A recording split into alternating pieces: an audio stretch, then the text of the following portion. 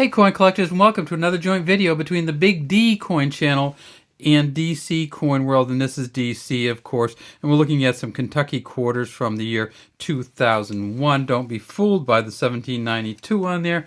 That's simply the year that Kentucky became a state of the Union. Kentucky was not one of the original 13 states, but it came in shortly thereafter. So when we start looking at these early coins, this is actually the third year of the United States State Quarter Series, and Kentucky is in that year. All right, we see that they all have, of course, the horse on the back in the pasture. This mansion or big house here is called Federal Hill up here. It says "My Old Kentucky Home." That's a song about Kentucky. There's a horse in a pasture. Of course, they're known for their thoroughbred, raising thoroughbreds and racing, and the Kentucky Derby, of course. And down at the bottom it says 2001, E Pluribus Unum. We'll figure out in a second, in a minute or two, whether this is a silver coin, because of course in 2001 they had these silver mint sets in addition to the regular proof sets from San Francisco. But let's look at this coin first. And so we look down here and we see that this is, there are some initials here, and that's a T, a J, and an F. And that's T. James Farrell who did this. Let's make sure you can see it well. So T. James Farrell was the engraver of this coin and did a fine job on the coin.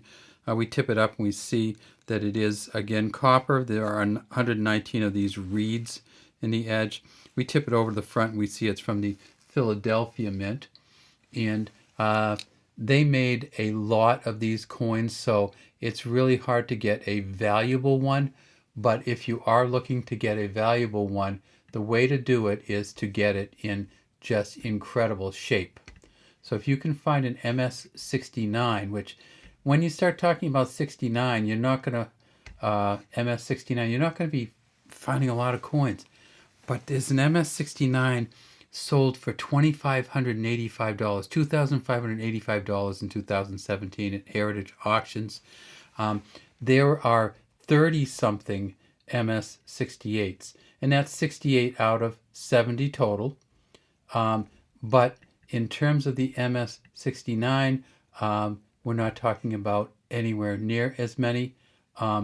There's only 268 pluses, and the MS69, as far as we know, there are about 7.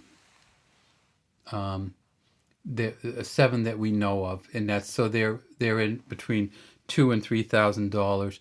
The Philadelphia version here, the Denver version here.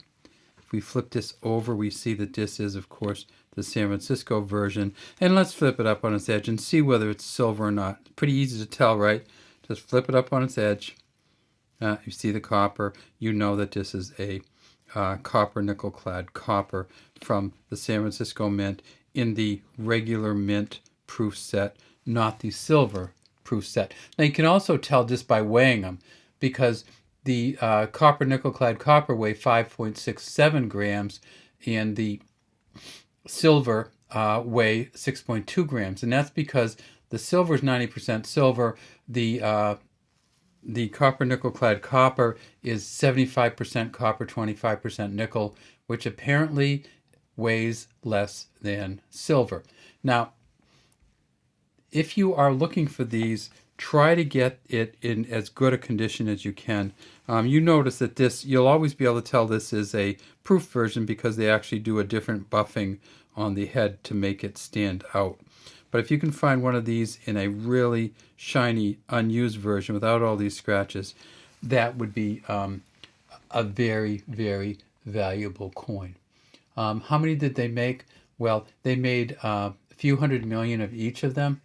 And when you start looking for them, I don't know that it makes any sense to get anything that's less than an MS-65 just because there's so much out there that there's so many coins out there that it's hardly worth looking anything less than a real good version of the coin. All right, now when I talk about the silver, you know that, of course, that they made silver coins in the United States as general circulation coins until 1964. So until 1964, all quarters were 90% silver. All half dollars were 90% silver. All dimes were 90% silver. After 1964, there were a couple years where they made some dollars that had silver in them, some Eisenhower dollars, and then there was a couple years where they made some Kennedy halves. I think 65 to 67. If you can find a Kennedy half, that will be silver also. But if you want a silver coin other than that, from 2001 on, you have to actually buy the San Francisco silver proof set, which right now goes for, I think, somewhere in the high 20s, low 30s for the whole set. And if you do find this coin, you'll see that it's worth $7 to $9 in the silver version. It's worth $4 to $5 in the version that we have right here, which is a regular mint set version. All right, that's all we have today from DC Coin World and Big D Coins. And we'd love to have you subscribe to our channels and leave any comments you might have in the comments section.